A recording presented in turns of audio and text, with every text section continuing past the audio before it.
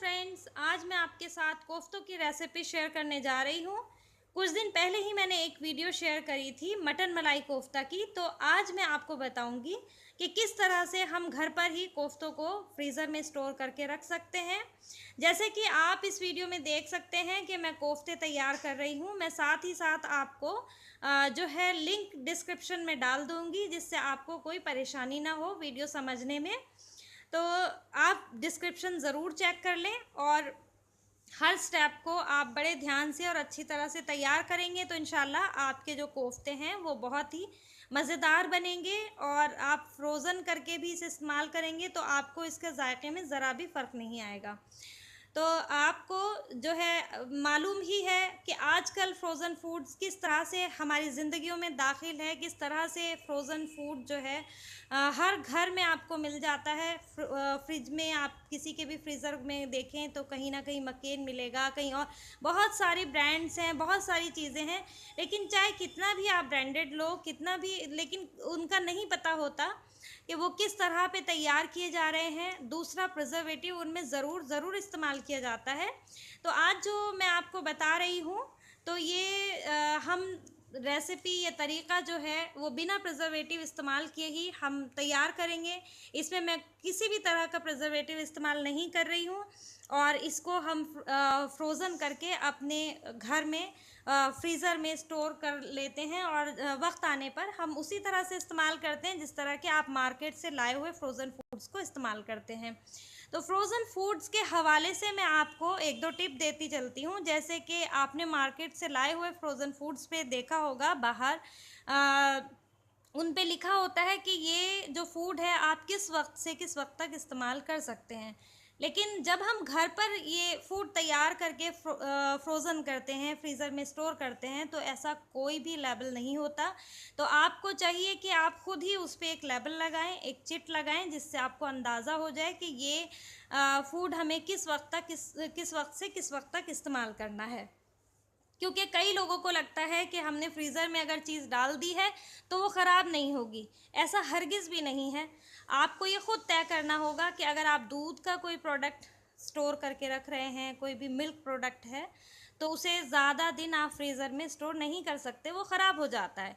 इसी तरह मीट का है, गोश्त के कोई भी रेसिपी तैयार करके फ्रीज़र में डाल रहे हैं, फ्रोज़न कर रहे हैं, तो वो भी आपको जल्दी ही ख़त्म करनी पड़ेगी, हद से हद 10 दिन 15 दिन।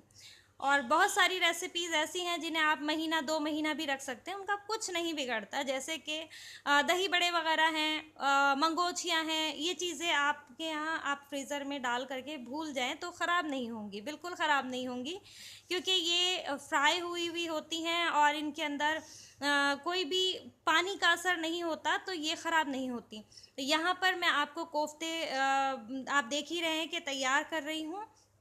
और इसके बाद मैं आपको दिखाऊंगी कि जब हम ये कोफ्ते बिल्कुल तैयार कर देंगे और फिर मैं आपको दिखाऊंगी कि किस तरह से हमने इनको स्टोर करना है।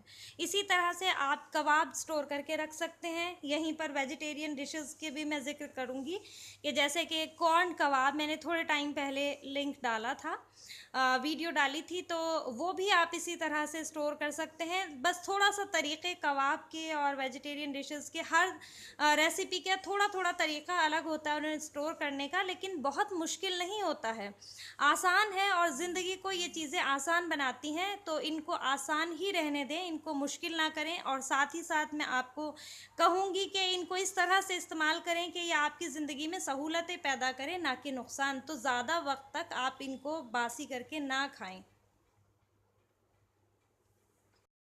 तो यहाँ पर ये सारा कीमा पीस चुकी हूँ मैं। तो अब इसे अच्छे से मिक्स कर लेंगे और इसी में मैं ड्राई स्पाइसेस ऐड कर देती हूँ। ड्राई स्पाइसेस में गरम मसाला, लाल मिर्च और नमक ही बस डाल रही हूँ। और इसे अच्छे से मिक्स कर लेंगे जब तक कि ये एकजान ना हो जाए। तो मैं मिक्स कर लेती हूँ, अच्छी तरह से इसे मिक्स करना है। तो यहाँ पर ये कीमा बिल्कुल मिक्स कर दिया। अब मैं इसे छोटे बर्तन में निकाल देती हूँ।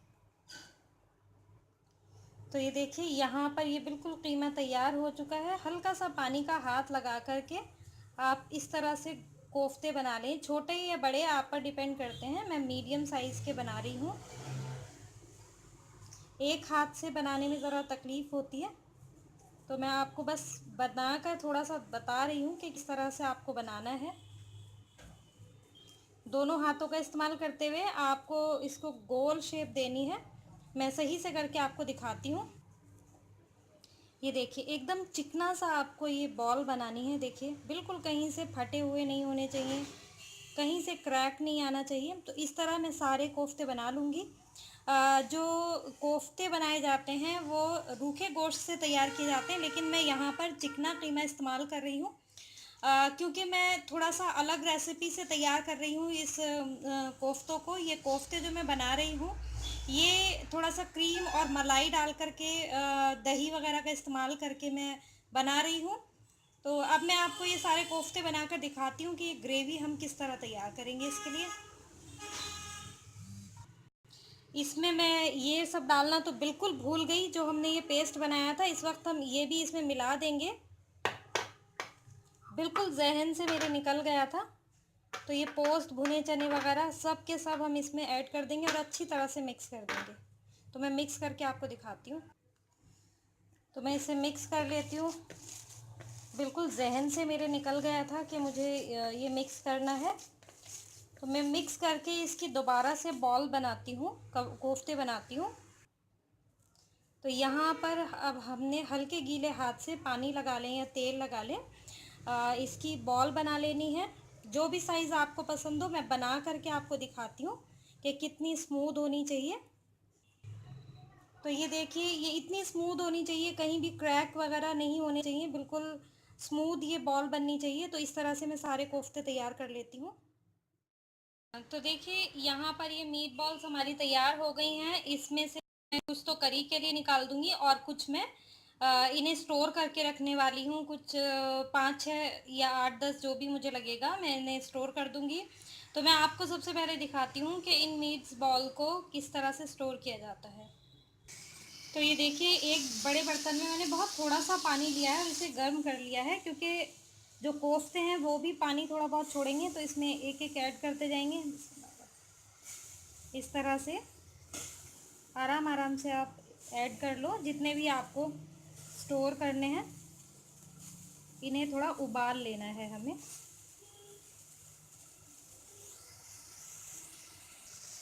और अब हमें क्या करना है, इसे थोड़ा थोड़ा हिला करके, आपको चम्मच नहीं चलाना है, हल्के हाथ से आपको इस तरह से इसे हिलाना है। किसी भी कपड़े से या ग्रिप से आप पकड़ लें। तो ये अच्छी तरह से आपने हिला लेना है इनको, इस तरह से हिला करके, जिससे चारों तरफ से ये जो है इसके अंदर जो गर्माहट है पानी की वो अच्छे से चली जाए। पानी मैंने ज़्यादा इसलिए नहीं लिया क्योंकि फिर वो डिस्कार्ड करेंगे या हम अगर सेव करके रखेंगे तो कोई ऐसा चांस नहीं होता। और दूसरी बात ये है कि कोफ्तों में जो भी जूस होता है वो इस पानी में आ जाएगा और वो डिस्कार्ड करके कोई फ़ायदा नहीं है। तो अगर आप ज़्यादा इस्तेमाल कर रहे हैं तो थोड़ा कम पानी ऐड करें। अगर आप ज़्यादा कोफ्ते आप स्टोर करके रखना चाह रहे हैं तो थोड़ा कम पानी इस्तेमाल करें। इससे ये फ़ायदा होगा कि आपके जो कोफ्ते आप बना कर रख रहे हैं वो ये नहीं होगा कि उसका पानी तो आप इतने दिन तक स्टोर नहीं कर सकेंगे। अगर आप कर सकते हैं तो बेशक आप ज़्यादा पानी का भी इस्तेमाल कर सकते हैं, लेकिन इस तरह से मैं इसी तरह से उबाल करके इन्हें रख सकती हूँ। और ये अच्छे से मैं अब फ्लेम लो करके इसे 5 से 7 मिनट ढककर पकाऊंगी, जिससे कि अच्छी तरह अंदर तक ये कुक हो जाएं। और इनको हम स्टोर करेंगे तो ज़्यादा जल्दी इनके ख़राब होने का कोई चांस नहीं रहेगा।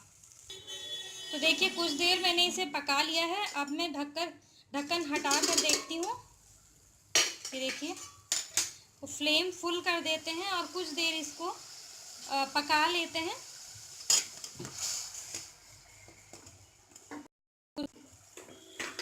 फुल फ्लेम पर मैं पका रही हूँ, जिससे ये जो उबाल वाला पानी है वो अंदर तक इसके गर्माहट पैदा करे और ये हमारे काफ़ी अच्छी अरसे तक टिक जाए। तो इसे हमें फ्रोज़न करना है, फ्रीज़र में जमा कर रखना है, जिससे कि हम कभी भी इनका इस्तेमाल कर सकें। मैं थोड़े से करके दिखा रही हूँ। तो ये देखिए, अब मैं यहाँ पर फ्लेम बंद कर देती हूँ और इन्हें ठंडा होने का इंतज़ार करेंगे, जब तक कि बिल्कुल अच्छी तरह ठंडे नहीं हो जाएंगे, जब तक कि हम इनका कुछ नहीं करेंगे। ठंडे हो जाने के बाद मैं दिखाती हूँ कि हमें इसे किस तरह से फ्रीज़र में जमाना है, स्टोर करना है। यहाँ पर ये देखिए कोफ्ते हमारे बिल्कुल ठंडे हो चुके हैं और अब मैं इन्हें एक प्लेट पे निकाल लेती हूँ। और जो ये स्टॉक है वो मैं कोफ्ते तैयार कर रही हूँ उसमें ऐड कर दूँगी, क्योंकि जो भी इन कोफ्तों का अर्क है वो इस पानी में है, तो इसे मैं ज़ाया बिल्कुल नहीं करूँगी, फेंकने नहीं वाली हूँ। आप अगर इनको किसी और तरह से इस्तेमाल कर सकते हैं तो करिए, और प्लीज़ मुझे भी बताइए कि आप किस तरह से इस्तेमाल करते हैं। पर हाँ, मैं डिस्कार्ड नहीं करूँगी। और अगर आपको नहीं पसंद आता है इसे इस्तेमाल करना तो बेशक आप डिस्कार्ड कर सकते हैं।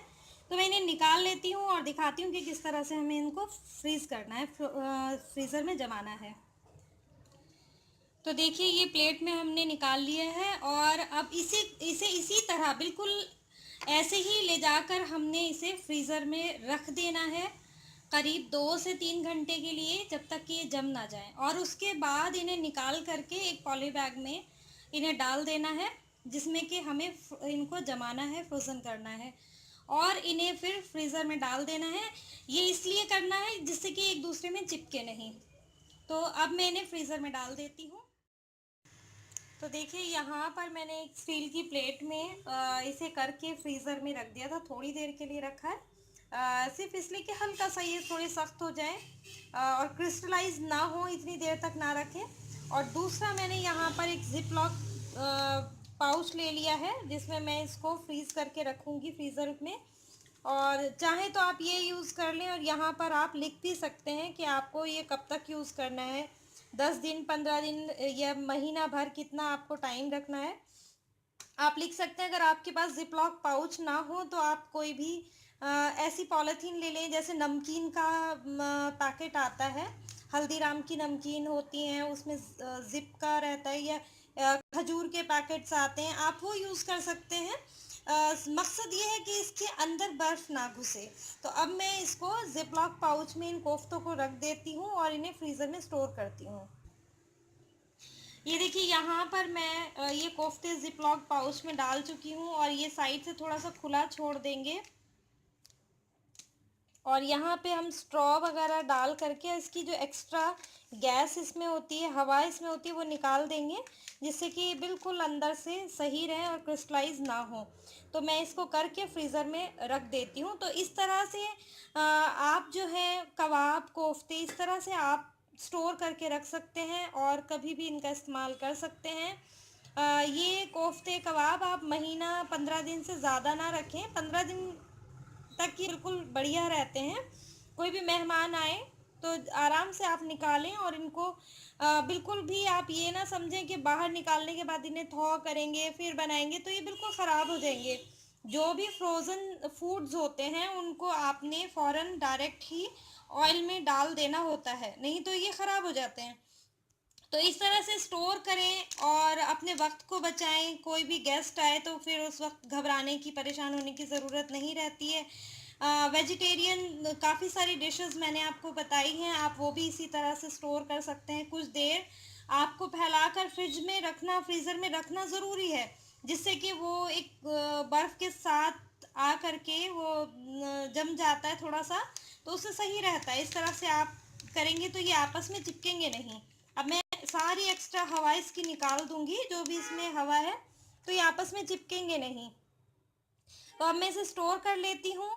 तो इंशाल्लाह उम्मीद करती हूँ कि आपको ये वीडियो ज़रूर पसंद आई होगी। अगर आपको ये वीडियो पसंद आई है तो आप मुझे भी बताइए कि आप अपने फ्रीज़र में क्या क्या स्टोर करके रख रहे हैं और किस तरह से आपका टाइम सेव हो रहा है।